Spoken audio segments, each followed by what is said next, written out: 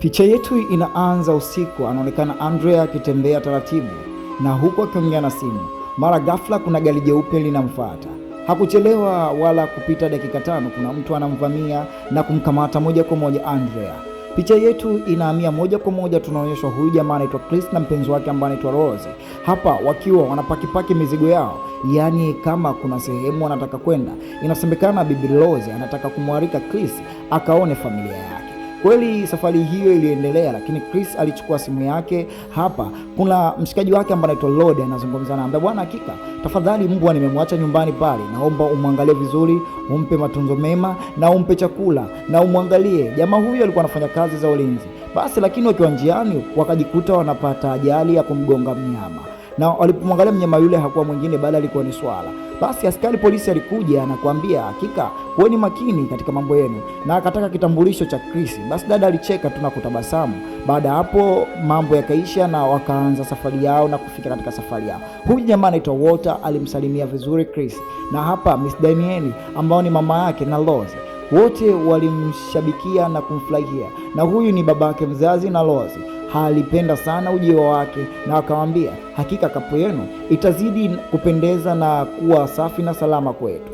Na alipofika huyu mzee akaanza kumtembeza mkwewe ama Chris, akamwambia, huyu ni baba yangu lakini anaitwa Jeremiah, na hapa kipindi ambacho kwa wadogo sana tulikuwa tunapenda sana kupiga picha, na hata mimi hapa nilikuwa nashiriki sana mbio za kukimbia, lakini nakumbuka mwaka huu nilishindwa na mwanaume mweusi. Kwa hiyo Chris anatembezwa, na hata alipoletwa jikoni alikutana Georgina ambaye yeye ni mdada mwenye asili ya Kiafrika ambaye ni mfanyakazi wa ndani.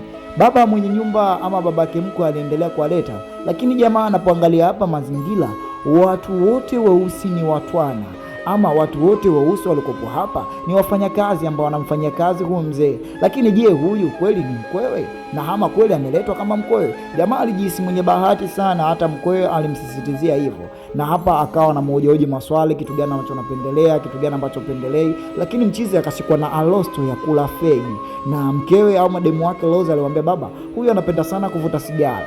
Mkwe akamwambia, mimi nilivuta sigara ndani ya miaka 15 lakini hakuwa na faida yoyote, kwa hiyo inabidi na wewe ujiangalie. Basi udada kwenye kuja kuweka kikaunywaji, kusambaza upendo, mama mkwe akaendelea kumuuliza maswali hapa na pale ili mradi wamwangalie, na hata walipoangalia waliona ngozi ya Kiafrika, wanajua kuhimili vitu vingi. Dada akiwa katika taharuki anajikuta na mwajia, lakini walimfukuza wakamwambia, ondoka hapo. Na mara ghafla anakuja rafiki ambaye alicheza na ubibie, amba mtu ambaye alisoma naye kwa utoto, yani kama mtu wake wa karibu sana, binamu yake. Wakawa na maswali mengi, wakawa wanataniana, na jamaa yeye akajitamba amecheza mchezo wa jitsu ama mchezo wa ngumi, na akataka kidogo akajaribia. Mchezo akamwambia, hapana, mimi huaga sipiganagi na mtu ambaye amelewa, hakika umeshinda kwa leo. Basi ikabidi jamaa aachwe. Na mchezo alipokuja hapa, demu anapiga mswaki kukiandaa kidude kichapwe. Basi anaambaye piga mswaki, na baada ya kumaliza kupiga mswaki, mahaba na mahabuba na mapenzi yanaendelea kasia kisi na mahaba mazito. Mchizi akiwa na furaha tele, alikula mzigo, mwisho wa siku akachoka. Si unajua tena watu weusi katika sekta hizo hakuachi salama. Chizi hapa alijisikia arosto, ikabidi atoke kidogo akale fegi. Kipindi anatoka na Georgia anatembea, kilichomtoa nje ni arosto yake tu, lakini hapa anaona mtu kama anakimbia, tena mtu huyo anakuja kwa kasi. Alikuwa ni mtu mweupe na alimpisha yule mtu na hakujua, lakini Georgie anaangalia kila kinachoendelea hapa na akajifanya kama hajaonekana na kuondoka. Jamaa anaporudi ndani alimkuta mkwewe amekaa katika kiti. Anamwambia, hakika tulikwambia nje huko sio salama sana, hakutaki kutoka, na hajajua yule jamaa alikuwa anakimbilia nini nje. Mama mkwe akaanza kumuuliza, vipi kuhusu mamako mzazi, na jamaa akaanza kuhadisia, lakini mama huyu anaonekana kama anafanya mambo ya tofauti kwenye hiki kikombe, yani kila anapokoroga kikombe kama anaiteka akili ya ujamaa na kuisoma. Jamaa machozi ghafla kaanza kumtoka na ile arosto yake ya sigara ikaanza kumwingia. Mama alijua kutokana huyu itakuwa amemkumbuka sana mama yake mzazi, ama nimemkumbusha sana, lakini ghafla mchizi anajikuta kama kadondoka, yani akili na mawazo yake yote yaliingia ndani ya kikombe hiko na akajikuta anaelea katika bahari. Na mara hapa anaona TV, lakini mwana mama wao alipokuja alimshika macho, jamaa anakurupuka, na anapokurupuka anapoangalia simu yake anaangalia mbwa wake katumiwa, bwana mbwa yuko vizuri na anaendelea vizuri. Basi akachukua simu yake akaiweka chaji, na asubuhi ilipofika akaingia msituni akaanza kupiga picha za hapa na pale na kuendelea kuangalia mazingira. So unajua tena mazingira, na huyu ni mpiga picha, lakini hapa Georgie kama alikuwa anamwangalia, lakini alipotaka kumpiga picha Georgia akaondoka na hakuwa tena. Mchizi hapa akaja akamsalimia, akaongea naye, akamwambia dai, una bahati sana ya kuwa mkwe katika hii familia, na wewe kama sisi, lakini wewe umethaminika na kuonekana kama mume, lakini kuwa makini sana, si unajua tena maisha. Jamaa hajataka kusikiliza sana na umakini gani ambao anasisitizwa, labda kutembea polini. Alikuja mpaka kwa Lozi hapa, mapenzi yanaendelea, dada bashasha tele. Anaambia hakika watu watakuja wengi leo, na kweli wageni wengi walikuja na wakaanza kushikana mikono. Dada anamtambulisha mumewe, watu wengi wanajivunia, anambia hakika dai, sio umepata mwanaume shupavu, mwanaume mwenye nguvu. Yani kila mtu akawa mate anamtoka na kila mtu anashana, yani kila mtu anamshangaa. Lakini jamaa kwenye kuangalia na kwenye kupiga kamera yake anamuona hapa mtu mweusi. Ni kitu ambacho kilimshangaza na akabidi asogee. Huyu alikuwa Logan, lakini usio Logan ambaye tunamjua, yule ni Andrea alokamatwa pale usiku. Na hapa anaonekana kuna mshangazi, na mshangazi huyu ni wa kizungu, mshangazi ambaye huyu ndo mke wangu. Jamaa akampatano bwana. Jamaa akashika mkono na akaendelea kufahamishwa kwa watu matajiri ambao wako hapa. Anageuka, anaonyeshwa. Mchizi alifuata babake, ambayo jamaa mmoja ambaye anaitwa Jimmy, yeye ni rafiki na ule babake mkwe. Basi wakakaa hapa, akamwambia bwana, hakika ni maisha ya kawaida tu kwa mtu yote ambaye anajiunga na watu weupe. Watu weupe siku zote wana hela nyingi, lakini watu weusi mnasifika, mna nguvu, mko imara, mnamudu hali yoyote, kwa kuwa nyinyi ni watu wa Afrika, ni watu ambao mashupavu, na sisi hata wazungu tunatamani kuwa kama nyinyi, kama Barack Obama anavyofanya makubwa katika nchi sasa hivi. Kwa hiyo wakaongea mambo mengi, lakini alikuja hapa akakuta simu yake imetolewa chaji, ikabidi aike tena, na akamwambia bwana Lozi, mimi naika simu hii chaji, nani anaitoa?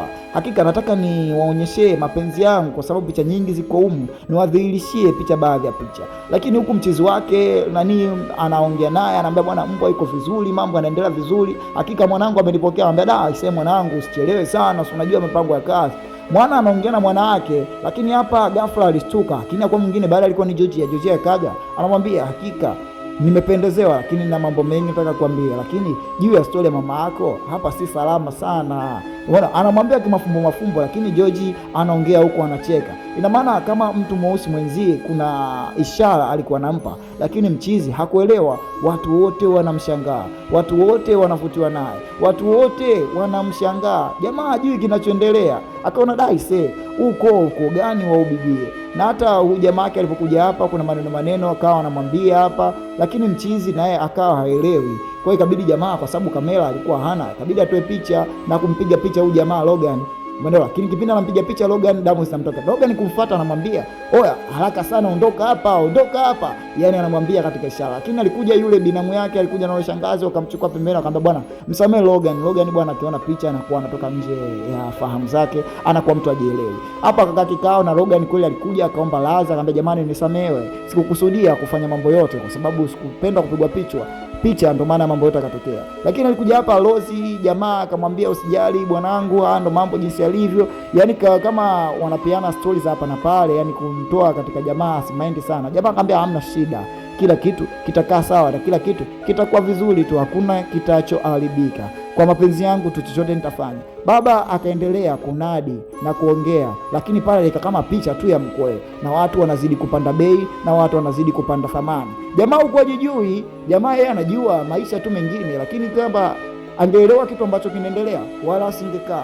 Jamaa anajua mpenzi wake amemleta nyumbani ili mradi atambulishwe, lakini kama kuna picha yake pale inanadishwa, Lozi anamwambia kwa mapenzi yangu nitakufa na wewe, nitazikwa na wewe, nakupenda sana. Na kwa sababu jamaa alikuwa anapiga miti sio mchezo, lakini usiku anaona wale matajiri wote walokuja wanaondoka, na hata yule Logan pamoja na mkeo na mwangalia. Jamaa alichukua ile picha alituma kule, kwa sababu kuna Mwafrika ameupoa mzungu. Bwana mwanangu, picha nimekutumia hiyo hapa. Lakini huyu jamaa anaonekana kama alikuwa ni ex wa huyu demu Lozi, lakini hawataki kusema, kwa sababu unaona kama kuna vitu ambavyo mimi sivielewi. Basi simu hii ikakatwa. Basi Lozi anakuja hapa, yuko hapa ndani, anambia vipi bwana, basi sawa, kama vipi weza jiandae tuondoke, lakini kabla ya kuondoka kuna mtihani utauweza. Jamaa ajui, lakini anakuta picha nyingi ambazo ziko hapa ndani. Naona Lozi kazi yake ni kukusanya wanaume. Sasa hizi picha hajazielewa, lakini anafungua mlango hapa, anamkuta tena Lozi kaja hapa kama haelewi kinachoendelea, lakini anatoka anamkuta ule mchizi alomwambia bwana, kama unaweza kidogo tupambane, kwa sababu wewe unataka kunichukulia demu, yani kama kiutani.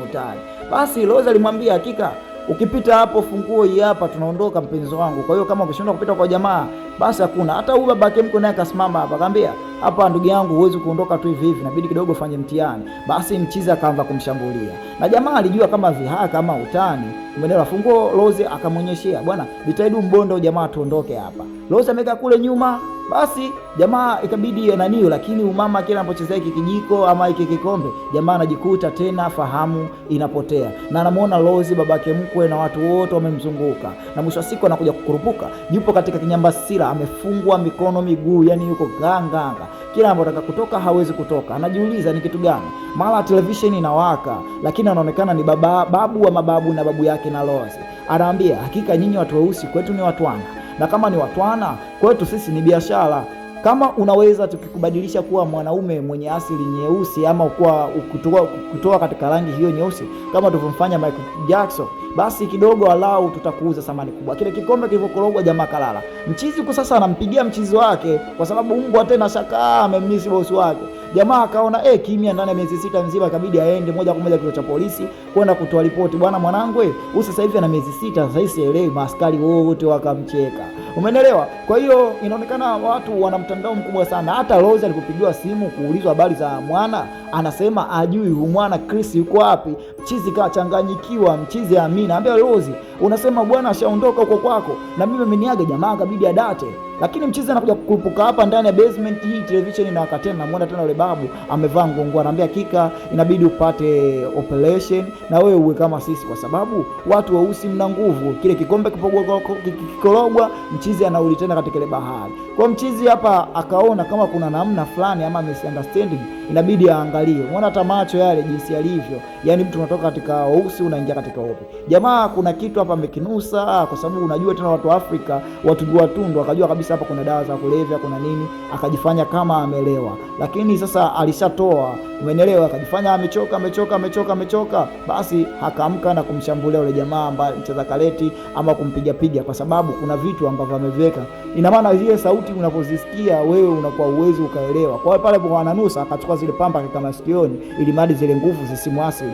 Akakutana na yule babake mkwe, kamchoma kitu. Babake mkwe kashota mpora taratibu. Mwisho siku sasa anakuta nyumba inataka kuungua. Chris anataka kujipapatua. Georgina baada ya kumwona jamaa kalwa damu, ikabidi akimbie. Na hapa anakutana na mkwe anakimbia ile glasi yake aende kufanya mazingaombo ama kulogo, anashindwa. Mchizi kisu anakipokea ndani ya mkono, anakituliza. Anaambia hakika mliniweza, lakini mnajua kama watu weusi tunaweza kupiga hata watu 100 watu kama nyinyi.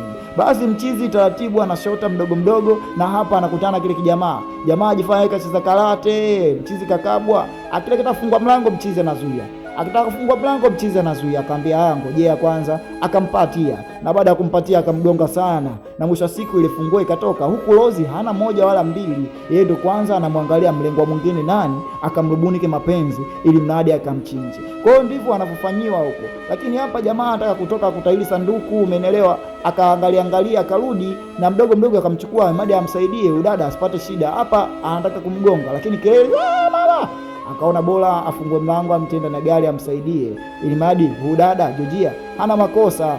Na alipoondoka hapa, Rose alikuja na bunduki yake akaanza kuwasha moto. Hajataka kuuliza moja wala mbili, hela tena inaondoka, kwa sababu hawa watu weusi wanawafanya kama miradi yao. Na sasa alijua hawa watu walishamtonya. Sasa dada anaamka anaambia, kwa nini unataka unitoe? Yaani dada kama akachanganyikiwa, yeye mwenyewe hajapendezewa, kwa sababu anaonekana yupo katika chama hiko. Jamaa anajikuta anapata ajali, lakini udada naye anakuwa tayari kufa. Na Rose anafika hapo anaachia moto kama kawaida. Dada anataka kujinusuru, mchizi anataka kwa udada, na dada anataka kumuua, lakini anakuja mwana anamkumbatia hapa yule niga mwingine ambaye yeye ameshafanya operation, umeelewa. Kwa hiyo sasa inakutoa hapa ujamaa kumbe alishachana ngozi yake na kufanywa surgery. Jamaa hapa baada ya kufanywa ile kupigwa ile picha, anajikuta anarudi akili yake sawa, na anampiga huyu demu bunduki ya tumbo. Na huyu Rose kila kitaka kujitatolewa tatua ajisaidie, anajikuta anakufa. Sasa anajikuta udada anamwambia huyu mwanaume mwingine, mimi nakupenda sana tafadhali, hivi na hivi. Yaani udada alikuwa ni malaya, kazi yake ni kukusanya tu wanaume na kuja kuwafanyia mauaji. Hapa maskari wanakuja, ni huu mchizi wake anakuja. Rose anamwambia jamani, nisaidieni mimi nakufa, nisaidieni nakufa. Akaachana naye kwa sababu ni mshenzi. Wanangu wa Kapinga TV, msijali wanangu, msisahau kusubscribe, msisahau kutufollow kwa recap kali zaidi na zaidi hapa Kapinga TV.